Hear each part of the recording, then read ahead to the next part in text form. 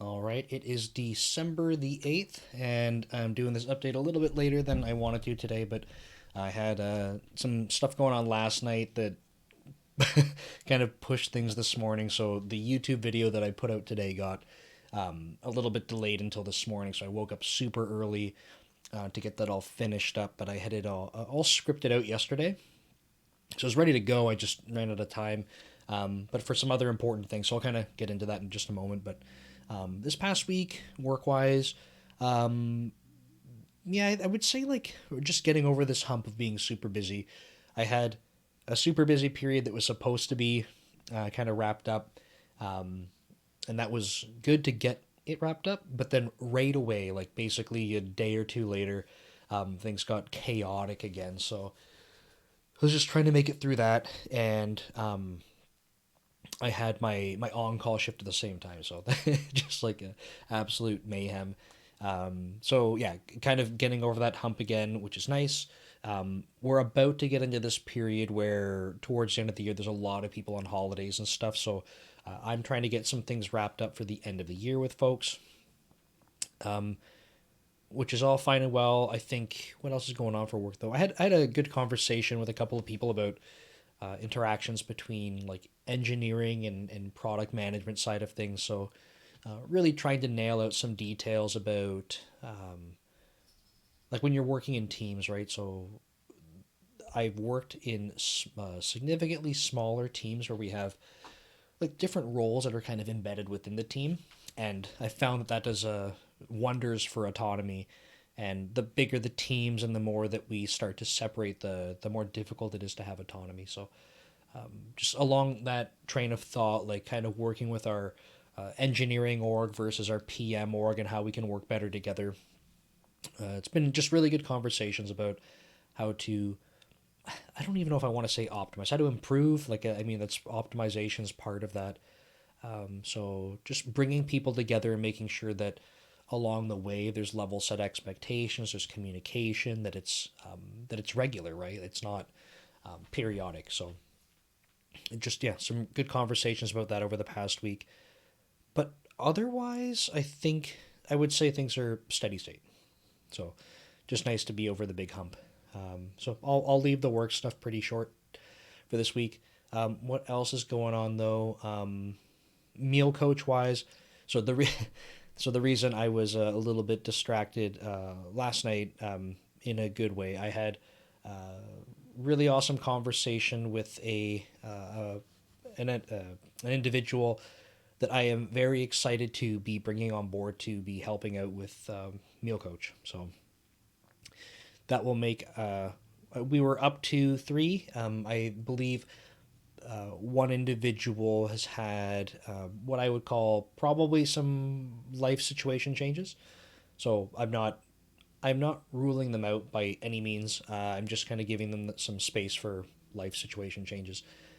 If they're ready or there's time, like that kind of thing. This is something that we're doing on the side, right? So for this individual, of course, if things change and they're ready to dive back in, of course, doors open. And the new individual bringing on board, also another engineer. So that'll make three of us that are engineers. But I'm extremely excited to be able to work with this person. I'm trying to,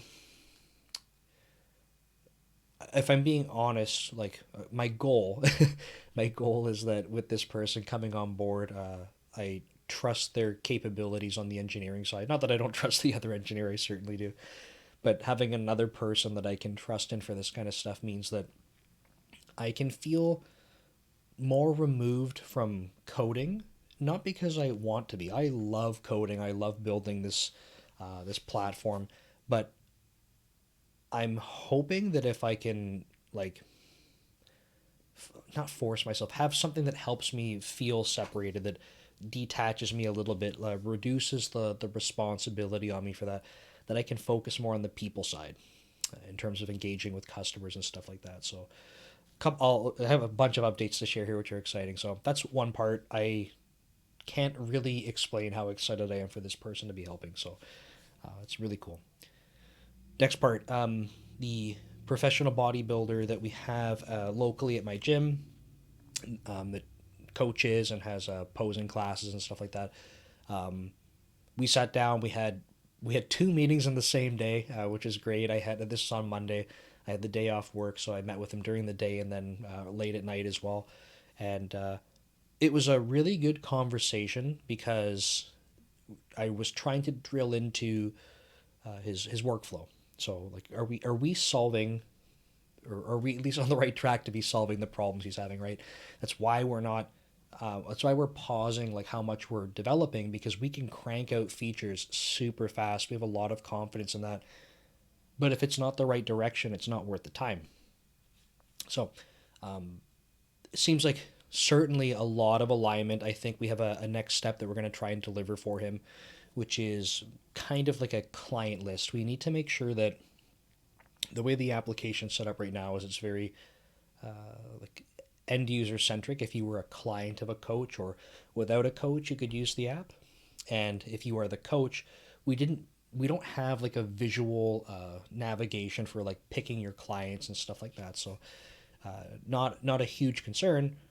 We had this concept early on, but we've kind of gone back and forth. And now that we have a coach that's able to give us the feedback, the first thing I said was like, how do you envision, interacting with your clients on this?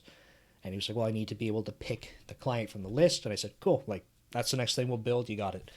So that's super awesome. And the next part I said to him was, I don't know how my phrasing was, but the goal of the question is like, I want to understand what's preventing you, if anything, from being able to start using this with your clients. Like if I'm a brand new client and I say, hey, I'm signing up with you, like, is there something that's preventing you? And I said, my goal with the question is not to make you feel pressured about my expectation of you doing this. It's like I want you to be excited, right? What do we need to do to make sure that you're excited, that when people are onboarding with you, that you're like, hell yeah, like check out this app, it's going to be sweet. Like that's what I want out of the situation. And he was like, if I'm being truthful, like I just don't have experience using it yet. And I think that's totally fair. So he was like, I just have not given it a fair shot. He was explaining that he has a lot of trust in me for this, which is great to hear, of course. But yeah, I think it's valid, right? If he hasn't used it and he hasn't poked around and he's not familiar with it, it can be challenging to be like, hell yeah, like you should totally use this. So that was good. And when we parted ways at the end of our second meeting, it was funny to hear him say like, and yeah, like I'll try to make sure I'm spending time. And he stopped himself. He's like, no, I will make time to spend in the app and make sure that I can explore it. So a couple of days later, when I was at the gym and he was there, he was training someone and caught my eye. And then after they were kind of done what they were doing, he walked over at the person and said, he introduced him to me and said, hey, this is the guy that's making Meal Coach, and he's going to be who you can contact if you're having any challenges or have any questions. And basically, he had signed up the first person that is through him. We've had other people sign up. So this is exciting because now we have a coach who's willing to be recruiting clients to help, be part of the system. So that's awesome because it's the initial feedback loop we need. Okay, so that's a huge milestone for us. I'm happy about that. Again, not the first user, but like the first part of this iterative cycle that we can start approaching. The next part is that I had someone reach out to volunteer do some type of product management, which is really interesting because like we're in a position where like I don't have things I can offer to people. Like we can't pay you. We're not making money from this yet. So if that's the case, like who's going to work for free? But this individual saying full transparency, like I'm not interested in payment. I don't need anything from you. They're like, sure, if this goes somewhere and there's an opportunity for me, like that would be cool. But he was saying effectively looking for experience, like has experience, would like to build more so that he can be better positioned for applying for jobs. And it's awesome. Like I very much appreciate that, but it's challenging because it's like I don't know if we're set up to do that effectively. Like obviously I would like that. So I had asked the individual like, what do you envision? Like how do you see yourself being able to contribute and help? And it's not like a test or a quiz. It's like what do you envision? Like what looks ideal for you? And he shared that with me, and I liked it. Like I think that we're trying to touch on this idea that outreach for us and engaging with people is challenging. So I said, like that's something like a problem we want to solve, and he explained like he's happy to do that kind of work, happy to do the outreach, happy to learn from potential customers, try and get them onboarded. Um, and I think that that's awesome. We have found that when we do outreach, we get really good engagement, but it's really difficult for us to keep on top of that because it's awkward for us. We don't feel good that, like in terms of our capabilities there. And I would say probably compared to like anyone else, they can be more effective than we are. Now, I mean, if you've been watching these videos, you know this is something I've been struggling with. Um, so I'm trying to take the steps I need to. It's obviously slow, but I'm trying to not make excuses for it anymore. So having this person help, I think, would be tremendous. And having the other person I mentioned come on board to help with the engineering would also be very helpful. Make sure I can focus on this kind of stuff as well. That's a lot of stuff from Meal Coach this week, which is super cool. But yeah, dev leader stuff. What else? I'm waiting for Nick Chapsis to get back from vacation. I would like to see about future courses and stuff that I can do for Dome Train, so I'm looking forward to that. I want to make sure that I have some time over the holidays for myself, my wife, relax a little bit, and then get right into a course sometime in the new year. I know that he had shared some ideas before about courses that I could potentially be doing. I don't know if they're still available to be doing, so I'm hopeful they are. I think there's a handful that I could do really well, so I'm excited to see what he has to say. I had there's a lot of stuff that happened this week. I had I had a call with a group in India last night. That was the other thing I did after kind of talking with this engineer for being on a podcast that would be in January. So that's really cool. Really excited about that, invite. I had someone on LinkedIn send me a book. I don't know. I'm pointing at it like you can see it, but I'm not holding it up in front of the camera. It's a big book. So I got this book sent to me, which is super cool. Yeah, it's awesome. I don't read books. I don't read books ever. And that's not because I can't read.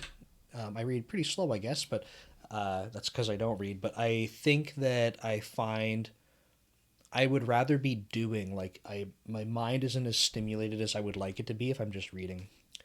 So when I get people asking me about programming, what books can I read? I'm like, I got nothing for you. Go build things. You'll probably notice I say that all the time. But they sent me this book. It's not something that I would go out of my way to buy, like I said, because I just don't read books. That doesn't mean that I don't think they're valuable. It's just not for me. Now, this book is ridiculously big. It's not something that I would read end to end, as I just explained, but it's also not something I would probably recommend anyone reads end to end. But when I look through this, it's like an encyclopedia. There is so much stuff in here. I'm going to talk about it in my newsletter that goes out, but I just thought it was fascinating to see how much content there is, like from really simple stuff in C sharp, just talking about language features, examples. There there's hundreds of pages of like language features with examples, to the point where like I'm reading the title of the book and it's talking about having different like cross-platform development fundamentals, right? So I know there's sections on ASP.NET and Blazor and stuff, but I'm like, I don't know, like 75% of the way through the book, and it's still like, as I'm going through, it's still language features. It's jam packed. It's really cool. I'm hoping, for me personally, I'm gonna skim the sections that are the new language features in C sharp 12, because it's stuff that I'm not focused on using, right? Like I'm just continuing to code the way I code. And until I come across these features and go to understand them, I can incorporate them at that point. So talk about that in the newsletter, but I was really thankful to get that. I think that might be the first thing I've been given, or that I've received in some fashion for like being air quotes like a software engineering influencer. So that's just exciting. I had another call this morning, like just all this kind of stuff going on. I wanted to reach out to the company that does my newsletter referral program, and because they published a cheat sheet, and it was saying that it had like stats about like the wild success rate of these referral programs. And I was like, hold on, like my referral program's not going as well as I thought it might be going. So is it broken? Am I doing it wrong? Or like, what's up? So I called with them, and they actually, I don't know why they had all these stats in their cheat sheet that were saying how good it was, but I don't know if it's the owner of it. He was telling me essentially like a lot of the referral systems and newsletters are just down. When I say referral systems, I don't mean from newsletter to newsletter. That's another part of their platform. That's really good. But from individuals reading the newsletter to share it out, so being incentivized to go refer people. He was just saying like over time they've noticed like a dramatic drop in people like taking advantage of that and pushing it. So it was reassurance that I'm not doing anything stupid, which is always nice. So learned a little bit from him. That was cool. I didn't get as many articles written this week as I wanted to. I wrote, to be fair, I wrote arguably like the most in-depth one that I've written like this year, earlier this week. So that was pretty time consuming, but like I didn't get one prepared for today sort of thing. So I know that the pace that I was going at is not sustainable. Even like my 3 YouTube videos a week, it's not sustainable like long term. So I'm trying to focus on where the value is. Articles will start to taper over time. I'm gonna try to keep 3 videos a week as long as possible. And so on that note, I'm pretty excited about the sort of combo I got going out for this weekend into next week. So the newsletter will have visibility into these other videos as part of this series. But I'm doing like a real a real bug fix situation. It's kind of embarrassing actually. Like this, fix a bug, push to prod, find another bug, like push, and then kind of uncovering things by being in production. Not good practice, of course, but I'm trying to be transparent about this stuff because what people see online, I always think about these parallels to like fitness stuff. Like people always see like the bodybuilders or the super fit people, and they're like, oh, they got a 10 pack like every day of the year, like year round. It's like that's not real. It's just not. So we have all of these patterns and practices and stuff that we will tell people like this is the way to try and do it because we want to encourage it. But like I showed a class in my in my video that went out today, and it was like, hey, it's over 1,000 lines long, and so is the test class, and that's not good. But it's working. Well, in this case, part of it was busted, but the point is that like it's providing the functionality. The fact that it was too long has nothing to do with that it was broken. So just trying to be transparent with people about how this stuff works. But this video series I'm excited about. It will show those things. I'll chain them all together. So that'll go out in the newsletter. And then I actually might get. So there's 4 videos in the series. I've recorded the one that's released publicly today. I'll get the 2, at least the next one done. Hopefully 2. And if I'm really lucky, I'll get all 3 done today, which would be awesome. And then I won't even have YouTube videos I have to prepare for next week. So that's super cool. Trying to think if there's anything else. There's just a lot of stuff that happened this week that I'm excited about. I think that might be it. Yeah, I'll leave it at that for now. Yeah, nothing else. Okay, I'll wrap it up.